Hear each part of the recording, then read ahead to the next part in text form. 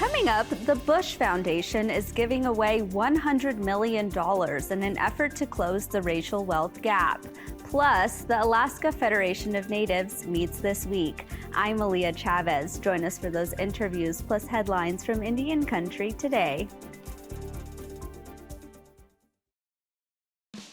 The Walter Cronkite School of Journalism and Mass Communication at Arizona State University is a proud supporter of Indian Country Today. Students at Cronkite News and Gaylord College at the University of Oklahoma cover Indigenous communities together. This important work is distributed by more than 100 news organizations. This collaboration provides a much-needed boost to coverage of Native American communities nationwide. Learn more at cronkitenews.azpbs.org.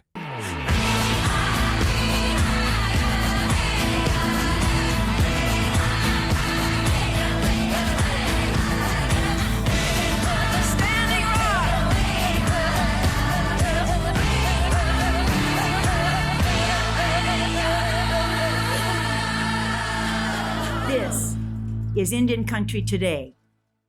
Amirawa Hopa, thank you for joining us. I'm Malia Chavez.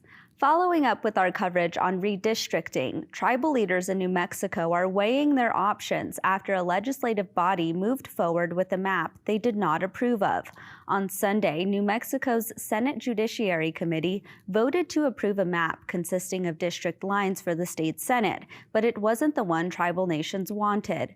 The map that was proposed on behalf of all Pueblo, Navajo, and Jicarilla Apache nations came from nearly 8 months of hard work. Together, the tribes reached a historic agreement on where the Senate district should lie. But at the 11th hour on Sunday, the committee dismissed that map and instead approved a plan redrawing the districts. One of the changes included putting a small part of Acoma Pueblo in a Senate district it did not want to be in. Keegan King is a co-chair of the Tribal Redistricting Committee. In an interview with Source New Mexico, he said, quote, "Acoma knows what they're doing when they build this map. They did that with intention. Tribes are able to determine what's best for them. What they don't want to see is others speaking or recommending on their behalf. They've already done the legwork." The next step in the process is for all New Mexico senators to vote on the map, and experts expect more debate could happen before it is fully approved. Aymara people living in northern Chile are showing their support for presidential hopeful Jose Antonio Cast. This comes as many voice increasing frustrations about the arrival of migrants through the Chilean and Bolivian border. A week before elections, set for December 19th, citizens of the Aymara community gathered at the border to sway voters. One of their concerns is migrants entering the country without control or authorization. We're not against the entry of migrants, but they should be well controlled. They should come to work, not like now they enter without control. Who are they? In 10 years' time, in Chile, maybe we're going to be like Venezuela, or even worse. Cast, who received 27% of the vote in the first round, says he wants to close these types of border crossings.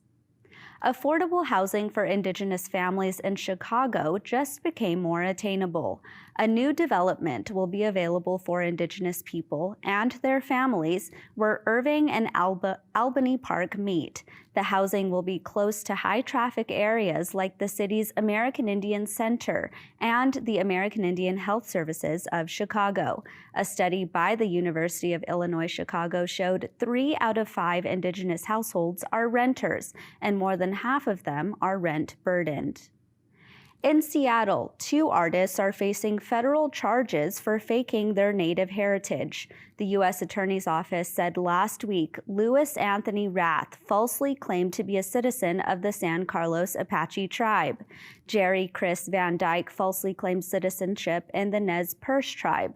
The duo marketed their work in downtown Seattle galleries, selling Native masks, totem poles, and pendants. A federal law known as the Indian Arts and Crafts Act says it is illegal to sell Native arts and crafts if the artists themselves are not Native. The duo is being charged with violating the act. Their attorneys said in an email that they did not have any immediate comment on the charges. Rath and Van Dyke are charged with 4 counts of misrepresentation of Indian-produced goods, which is punishable by up to 5 years in prison. The hit TV series Reservation Dogs is beginning to appear on top 10 lists, just in time for award season. Rolling Stone says this coming-of-age story, full of Indigenous talent on and off the screen, is like none ever before seen on television. The magazine named the show second out of its top 20 best TV shows of 2021. Yesterday, the Hollywood Foreign Press announced that the comedy is up for a Golden Globe in the category of Best Television Series, Musical, or Comedy. And last week, the American Film Institute announced the show as one of the best television programs of the year. We recently had the chance to catch up with the show's co-creator, Sterling Harjo, who says this success proves there's an audience for Native stories. I think having the show on TV and the response that it has gotten, that's really validated us, I believe. And, there's been a lot of decades and years where the idea coming out of Hollywood was that Native shows did not have an audience or Native films didn't have an audience. And we've definitely proved them wrong. Reservation Dogs has been renewed for a second season, which is set to debut next year. And those are the headlines for Indian Country Today. I'm Aaliyah Chavez. Coming up, NDN Collective is receiving $50 million from the Bush Foundation. Plus, the Alaska Federation of Natives Convention kicked off this week. We are getting the scoop from ICT correspondent Jocelyn Estes. Stay with us.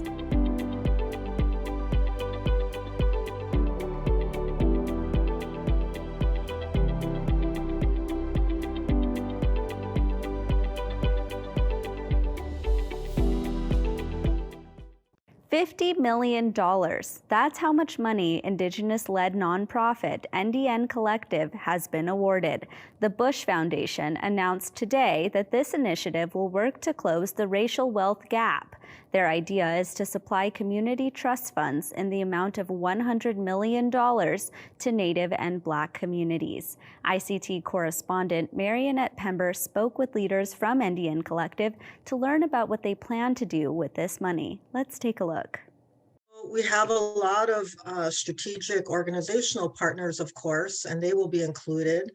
But there are also the community themselves, families themselves, individuals themselves that we want to really be able to reflect as part of this planning and design phase. We want them to be part of that because, as we think about our Oyate, and, using our Dakota Lakota language, our Oyate is our nation, our nationhood. And our Tioshpaye make up who the Oyate is. And the Tioshpaye is those extended family. But then we also have the Tiwahe, who are the people that live together in the lodge. That's what that translates to. That's the meaning of Tiwahe. And so as our Oyate continues to seek the prosperity for our people in many ways, we are looking at the Tiwahe and the Tioshpaye as well to do that, to strengthen them, to help resource them as part of that.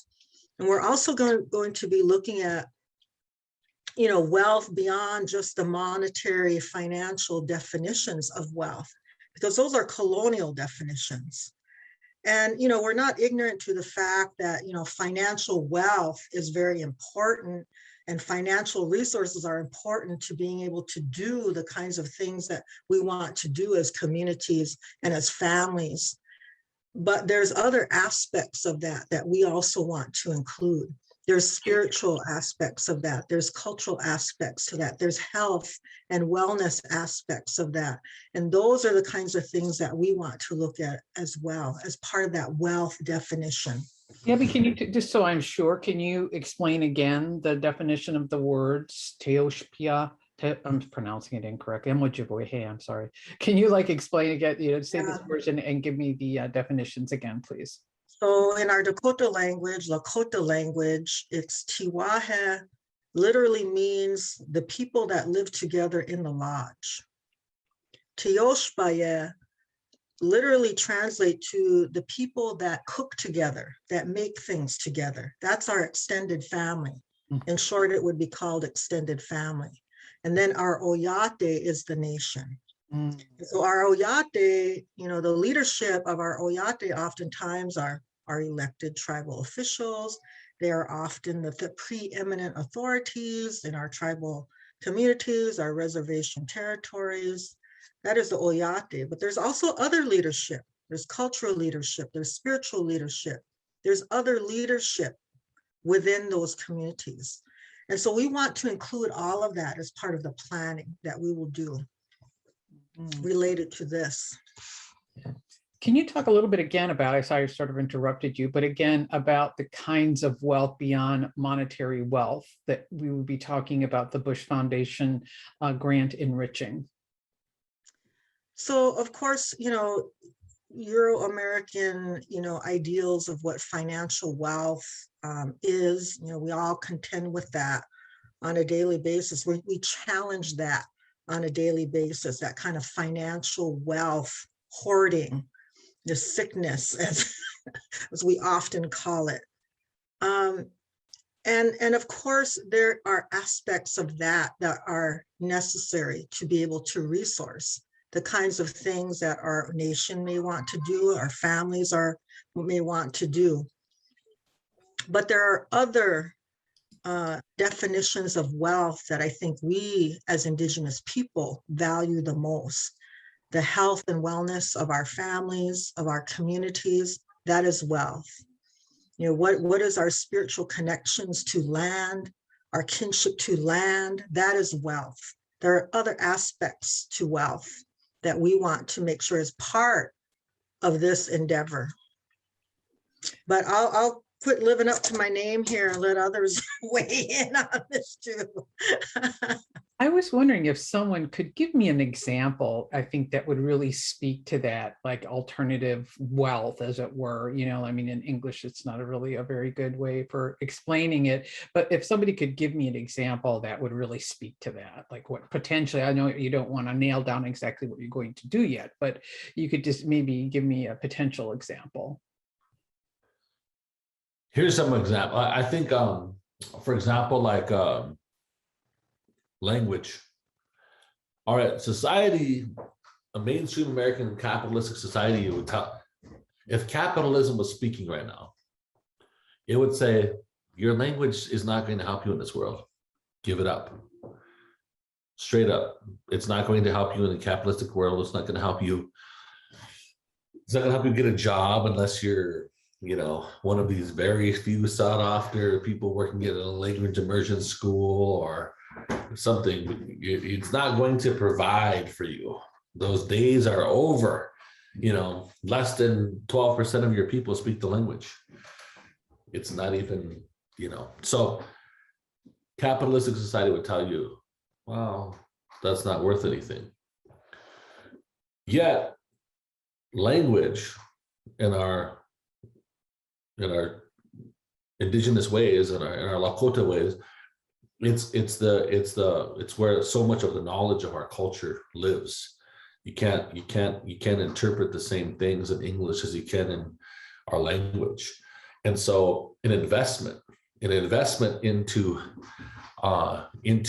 people to learn the language is an incentive, just like you incentivize somebody by helping them with down payment assistance to get into a home that they wouldn't have the possibility otherwise without that down payment assistance to get into that home and start building assets through home. Why don't we value the investment into the language the same way? Why is that not? That's a direct example where we could create a down payment program for people to learn their Lakota language, their Dakota language, their Ojibwe language, their Mandan language, their Hidatsa, their Arikara. I'm trying to get all of them. And so, but I think I think that so that's a direct example, right, of how we want to say, like, mainstream capitalist society wouldn't think of that as, oh, that's not building assets, that's not closing the racial wealth gap between Indigenous and non-Indigenous people. When we're like, well, there's a problem with the whole question. You're not even keeping track, you know. Yet Indigenous languages are dying every day. So our culture, so our stories, so our world philosophies, so our all those stuff. So many Indigenous languages die around the world every few minutes. You know, forgot what the number is, but and so that's an investment into the future. That's an example of that. Another example might be, let's say you take a medicine person who is, you know, having healing ceremonies for the community, and they've been having them in the basement of their houses, and they make a decision where they want to build they either want to finish their basement, right, or they want to build a ceremony house outside of their house so that they can convene people for that specific ceremony. Well, that's an investment into culture, into spirituality, you know, into those places. It actually results in something physical, right? But the physical aspect of it alone isn't quote unquote asset generation. Mm-hmm. It's providing healing to the people. Therefore, what is the value of having people getting healed in these ceremonies, working on their trauma? What is the value that has? Well, those people are going to be more productive in society. They're going to be able to raise their children. They're going to be able to take after their children. They're going to be able to, you know, break out of the shackles of poverty. They're going to be able to do these other things. So these are different examples of what we talk about when we're trying to say we're trying to broaden the definition of just wealth specifically itself. Do you envision all of the grants, the individual grants, being like associated with community? Or can they, what would be like, or would they be just something an individual would need? And if so, what would be the requirements or sort of the basis that you would look at for someone to be eligible for that? I think that we're going to be still going through the planning stage of that. I mean, I think that we recognize this though. We recognize that Indian people organize themselves in their Tioshpes, their Tuajes, their extended families. We expect that we're not going to eliminate the fact that when Tiwajes and Tioshpes decide to organize themselves in that way, we're not going to frown upon that. We're going to lean into it. We're going to lean into the indigenous ways in which people organize themselves. And a lot of people are raised up with a very community mindset in this tri-state area. And so we're not going to, our goal is to not build boxes around this idea. Our goal is to lean into what we know to be true as Indigenous people, and what we know, like, we don't want this to be another super regulated thing that just prohibits access. We actually want it to be the opposite thing, you know, and at the same time, we recognize that there's going to be more need out there than this, you know. Some people say $50 million. Oh, that's a lot of money. Well, you start even that up between 23 different Native nations and all the big land-based tribes that we have out here. It's a different scenario. A thank you to Mary Annette Pember for that report. When we come back, a look at a major gathering happening right now in Alaska.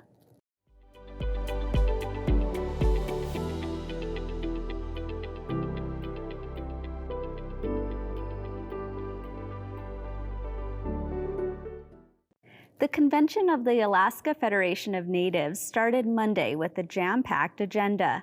Speakers presented on major issues and the 50-year anniversary of the Alaska Native Claims Settlement Act. ICT national correspondent Jocelyn Estes watched sessions of the virtual gathering online. Hi, Jocelyn. What's been happening at the AFN convention? Hi, Aaliyah. Well, the convention is just a great learning experience. They cover all the major issues. So this year they started off with tribal governance. They had a session on a 50-year report about cancer, and the military gave a presentation, and they had a couple of presentations and a panel on the 50-year anniversary of the Alaska Native Claims Settlement Act. So Alaska's had several major watershed events. One was when Russia sold Alaska to the United States in 1867. Then came statehood in 1959. And then came the Alaska Native Claims Settlement Act in 1971. And each of them changed everything about the state. So some of the architects of the act were there, and they praised other people who have passed on, and they talked about how they lobbied for ANCSA, how difficult it was. There was money here and there, including a loan from the Yakima tribe. But it was a lot of work. Saturday, of course, is the 50-year anniversary of ANCSA.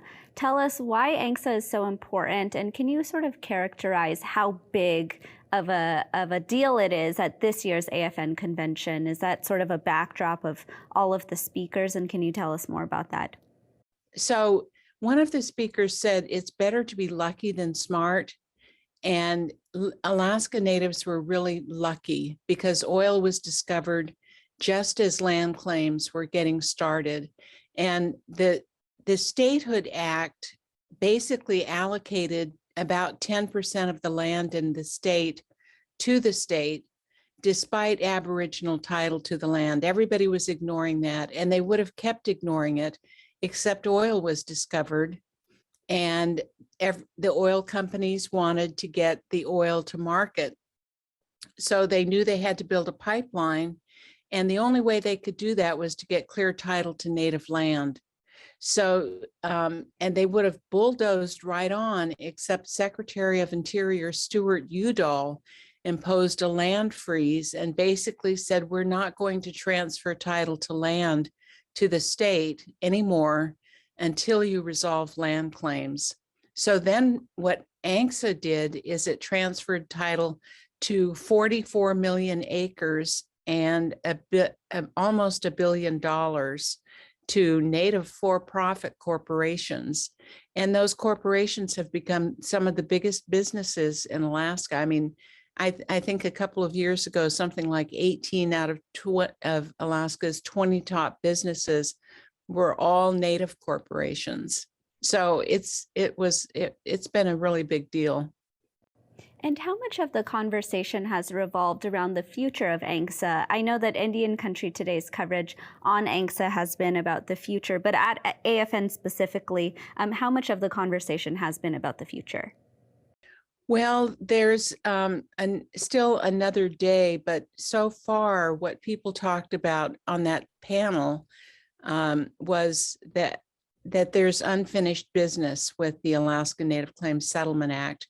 One is it terminated Aboriginal hunting and fishing rights, and subsistence is what it's called, gathering and sharing food from nature.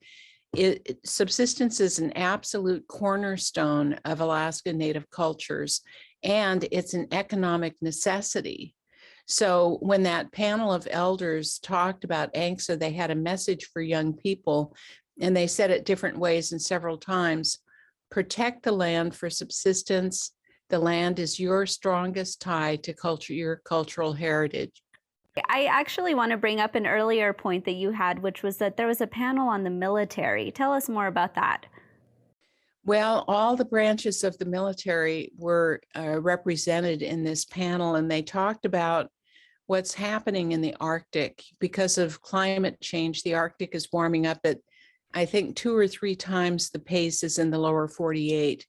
And so the ice cap that used to extend down, halfway into the halfway across Alaska in the water, down the Bering Sea and surround the Pribilof Islands, for instance, and abut the shore all along Alaska in the Arctic and subarctic.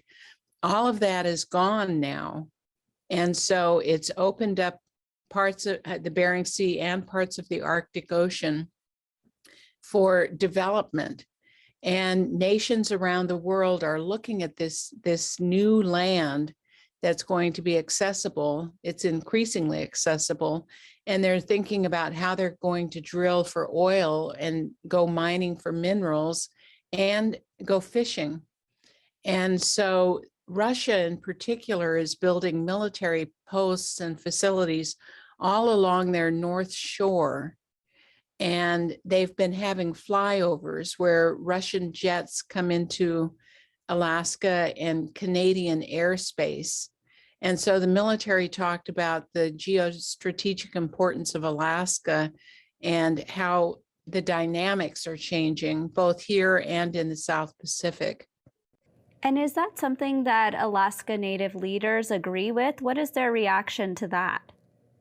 Well, nobody, there weren't reactions at AFN, but in the past, I've seen people ask questions about how can more young people get into the Alaska National Guard, and the military is standing there, with their arms wide open, saying, "We want to partner with you." And they especially talk about the experience Alaska Natives have in being outdoors in an Arctic climate. And they said that, they're training the military here to do that, but also in the Himalayas and in South America.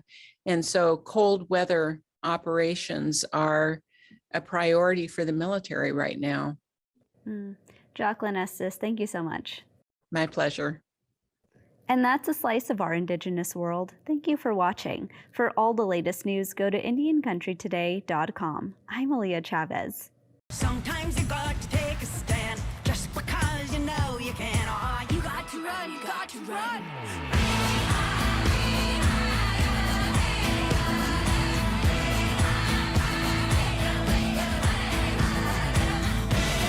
Standing